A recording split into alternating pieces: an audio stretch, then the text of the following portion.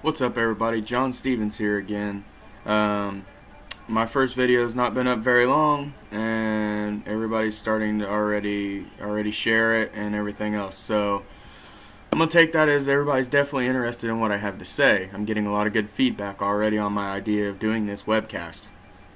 I was initially going to write notes on the things I wanted to talk about, and I started to do that. But then I realized that I reach people better when I just kind of let it flow. Trying to plan a conversation just doesn't work, especially when you don't know what the other person's going to be feeling or how they're going to react to what you have to say. With that being said, this webcast video is going to be called What Not Why. The reason I'm going to call it that is because my new favorite thing to say is stop asking what and start asking why. What I mean by this is if you stop looking at what's going on and start looking at why it's happening, your whole life and your whole outlook can change in an instant. It's ridiculous how fast my life changed as soon as I realized that that's exactly what I had to do to understand people, to understand animals, to understand life in general and the way things work. With that being said, it came, again, like I said in my last video, everything kind of initially started with talking to some people about bullying. And that's when it came to me that if we stop asking what people are doing and start asking why they're doing it, it won't hurt as bad. All my life, I've been a very sensitive person. I try to put on a very strong face, but inside everything tears me up, and I feel emotion very, very well.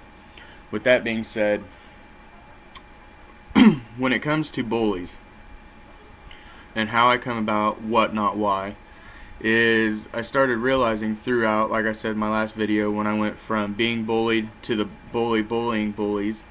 That's a tongue twister. And then figuring out bullies and understanding bullies. And this is how I did it. I started asking why instead of what. So what, not why, like I said. When you stop looking at what the bully is doing, the bully is punching me, he is knocking my books out of my hand, he's doing this, he's doing that, he's making me feel depressed, he's making me feel angry, and he's making me feel unwanted. Just for examples. I started asking why he was making me feel that way. It kind of boils down to something could be going on in their life that you don't know about. They could have just lost their parents. They could be being emotionally, physically, sexually, mentally, verbally.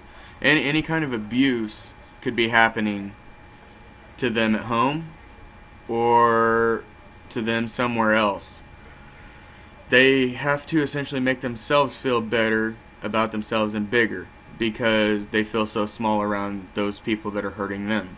So they want others to feel what it feels like to be so small to somebody, to mean nothing to somebody. I know when I was struggling with my anger and my depression and anxiety and everything really, really bad, when I was in a really dark state of mind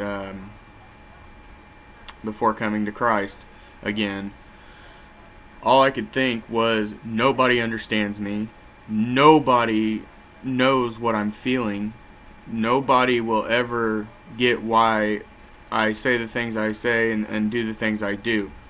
With that being said, I soon realized that I'm not the only one who gets those feelings. I soon realized that I'm not the only one feeling those feelings at that point in time. With that being said, I really started to understand that even though it's not the proper way, people don't always know the proper way to ask for help. And then some people are just too prideful to ask for help. I struggle with pride a lot, but I've really learned to humble myself. And that's helped me a lot in life as well. But to stay on track, learning to ask, why is this bully punching me, and you figure out the bully is hitting you because he's being hit at home. He's being beat at home, physical abuse. Okay? So he wants you to feel what he has to feel every day of his life. Now, when you stop and think about that, can you really hate somebody or be that upset with somebody who's causing harm to you because they don't know how to cry out for help? I personally feel like when I was going through that stage of my life, I felt like if somebody else did feel it, they would be less prideful or know the ways to ask for help. So if, let's say, you're the one I'm being a bully to, and I'm picking on you, and I'm making you just hate your life, making you feel like you're nobody. If you realize that I'm making you feel that way, and you go get help, and I see that you go get help, and I see how it works for you against me, then I'm going to know that there is something out there that will work for me to get away from how the person beating me at home or whatever makes me feel. With that being said, I was never beat or anything like that, so don't think I'm paralleling with it like that. But the point is if I see that you live your life through your actions and your actions work for you to fight off the same issues I'm fighting, then I'm more likely to ask for help because I see that it does work and it's worth it. If I can no longer harm you because you got the help to understand me, then that gives me hope that one day I can understand why I'm going through what I'm going through. This is very tough on me because it brings up a lot of old feelings, and there's still wounds in my side, but they're not bleeding anymore. They're healing up, but they still hurt. After kind of like after surgery or whatever. And you never forget it. But I've learned through asking why, not what, and living by that. And I also always assume that every person is ignorant. By ignorant, the definition meaning the lack of knowledge, not what most people think it means of having the knowledge and refusing to use it. I mean ignorant as they simply just don't have the knowledge and don't care about the knowledge because they don't even know the knowledge is there. So with that being said, if you always assume that people don't know, then you'll never be let down by them knowing and not caring. For example, a family member of mine the other day, living out here in California, we were going to a business, and this person was driving a car as we were going down the road, and the valves were burnt out, the rings were bad, whatever. This car is smoking white smoke like a sieve. I mean, it's just going. And this person says, well, that person's nothing but a dirty little polluting asshole. Okay, that really, really upset me. And it was very hard for me to maintain my composure with this person. But I explained to them. I said, that person driving that vehicle, yeah, they know that they're blowing that white smoke. And they know that probably they need to get it fixed. And they know it's pollution and this and that. I said, they know that. But let's just think for a second that one, they didn't know.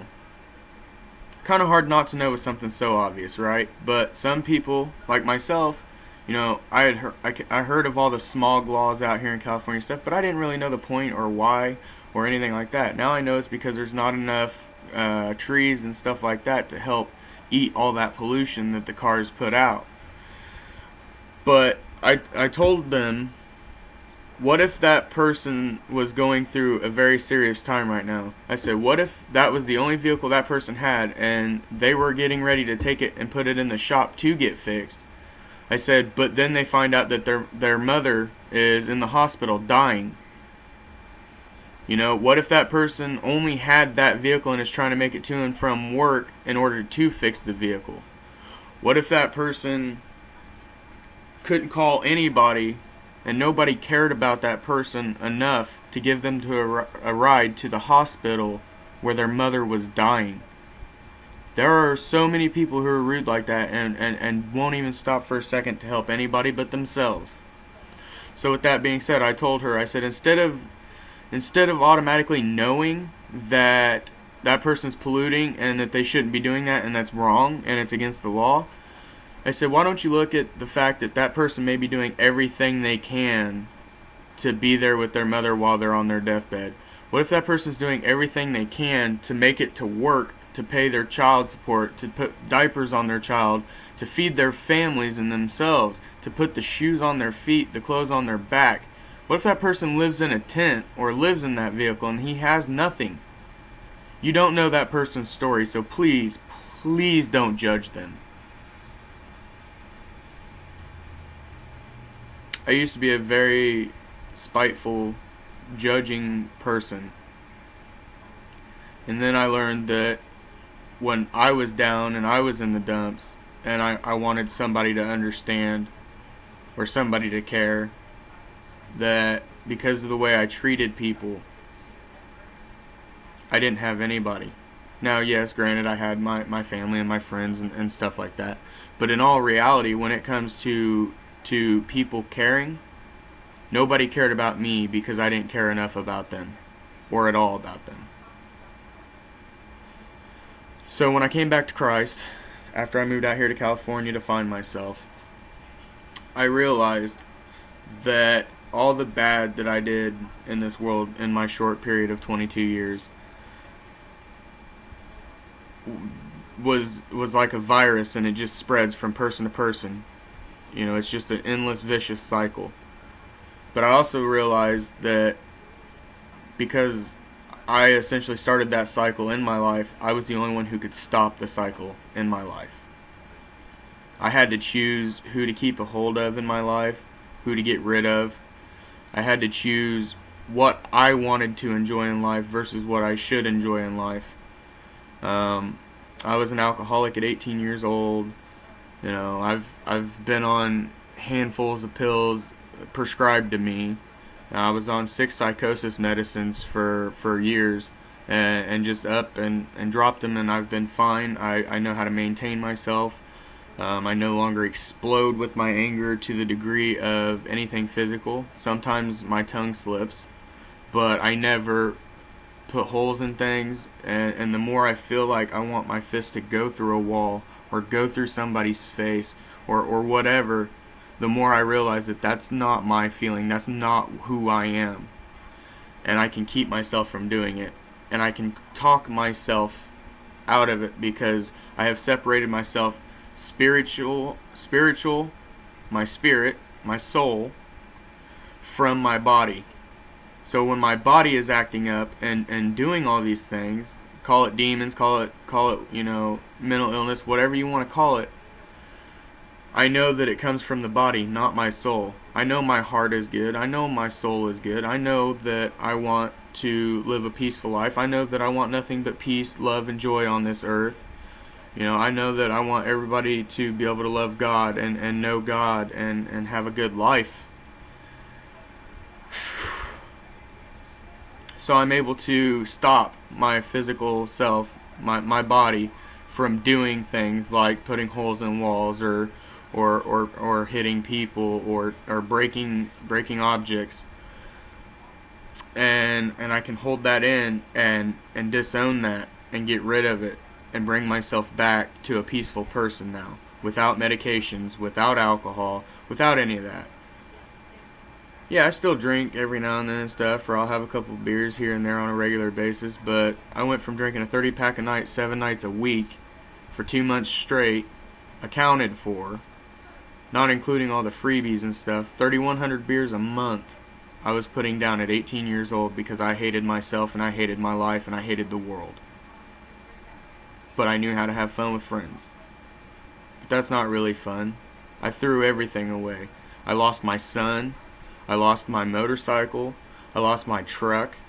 I lost everything because I decided partying was more important. Now at 22 years old, if I can put down 3 tall boys in one night, I'm doing pretty good.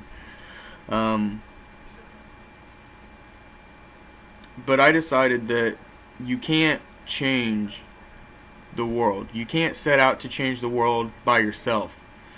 But what you can do is set out to do one small good deed a day. And then people will start seeing your example. And then they'll start wanting to do one small good deed a day because of what it's done for your life. And then the people they help, and so on and so forth. So if everybody quit trying to be a boulder splashing into a lake to make the waves and the ripples, and everybody decided to be one grain of sand, and everybody decided to be one grain of sand dropped into the ocean at the same time, because everybody did the one good deed a day, so everybody's doing it together, and everybody's got the same goal. If you took 3 billion grains of sand, or however many people are on this earth now, I don't even know, 7.8, 7.9 billion or something, it's ridiculous. But if every person equaled 1 grain of sand every day, the ripples would, if everybody dropped at the same time, it would have more motion and more force than one boulder, and it would be scattered. So all the ripples would be small from that 1 grain of sand, but all the ripples would combine together because they'd be dropped at the same time, so they'd be pushing out at the same time. With that being said, if everybody did that, we could move oceans. We could do anything and everything that this earth has to offer, and nobody could stop you, because everybody would be doing the same thing for the same purpose. Everybody would be doing it to be good. Nobody would be stealing because everybody would be offering. Nobody would be going hungry because everybody else would be taking care of them.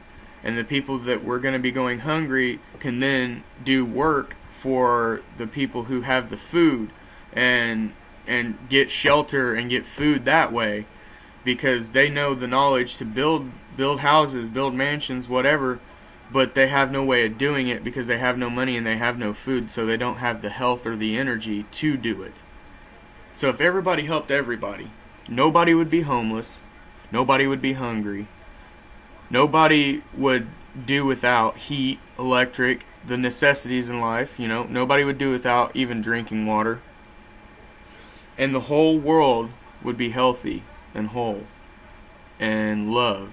No hate, no wars, no guns, not a matter of no guns, but nobody trying to shoot each other, nobody, nothing like that. The world would be all about peace.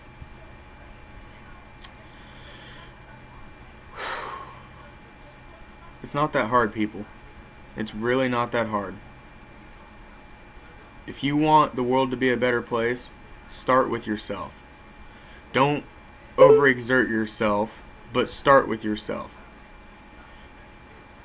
Don't go out there and say, I'm going to take in 50 homeless people and give them a place to live.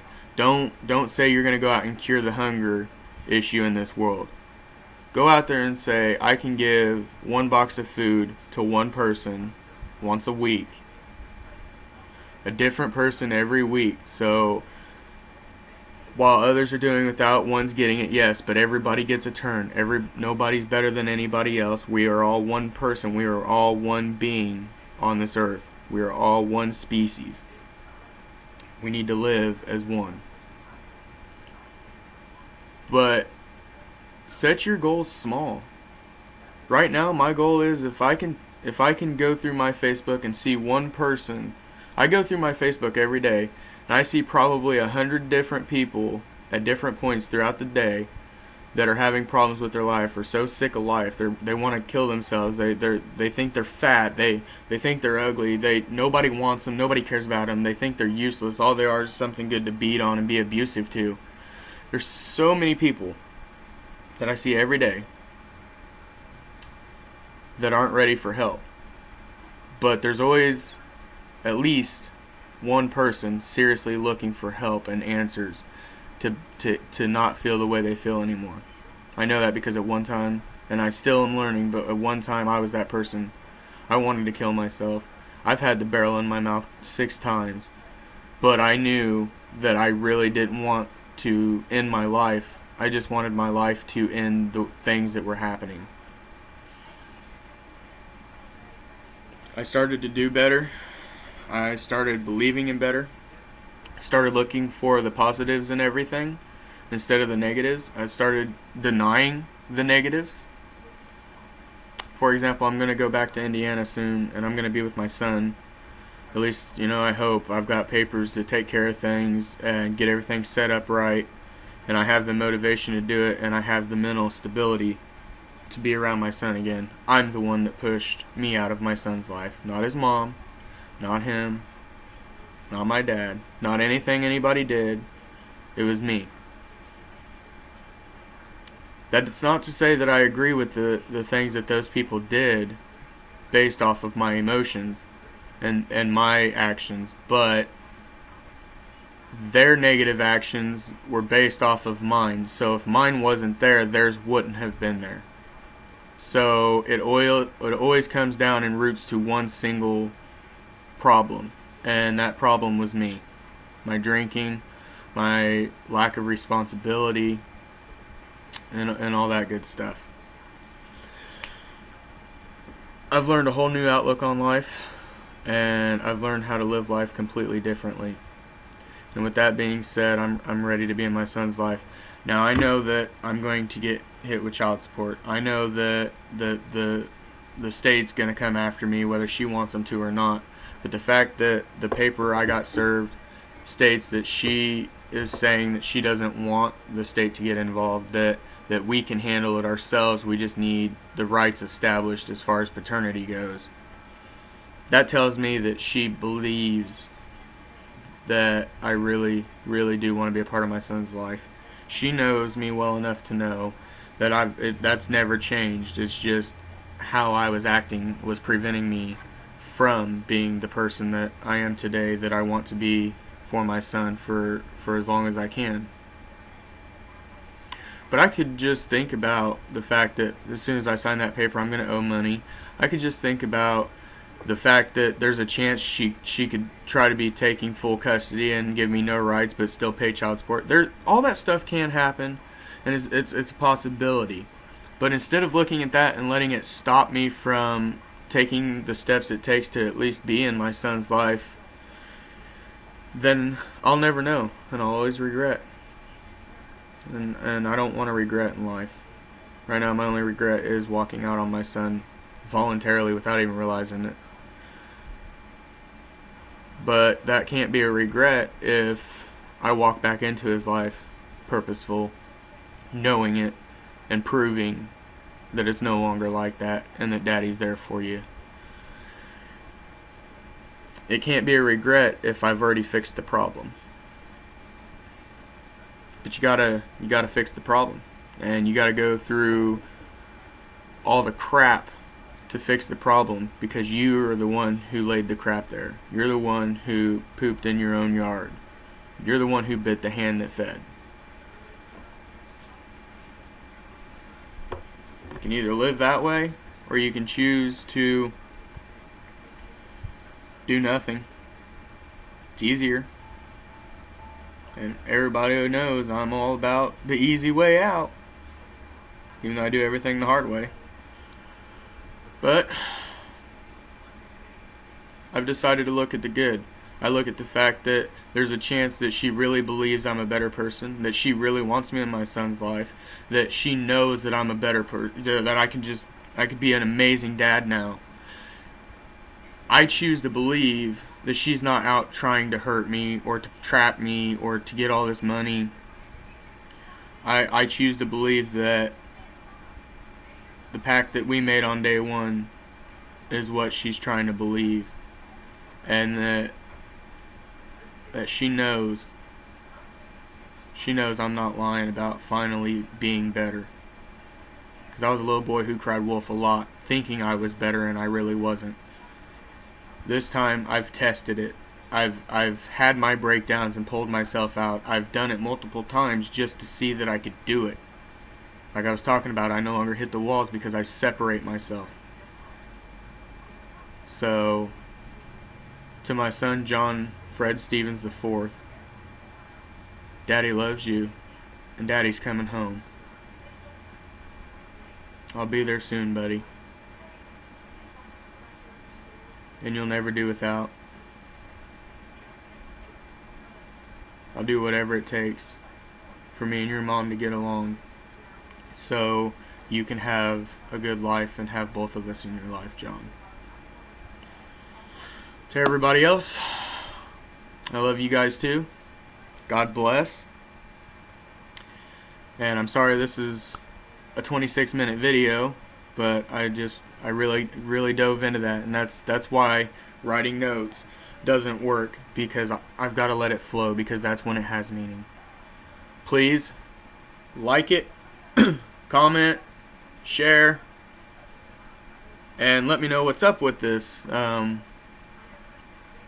Feedback is amazing. I love feedback. Constructive criticism, amazing. So, please keep in touch. I love you. Have a blessed day.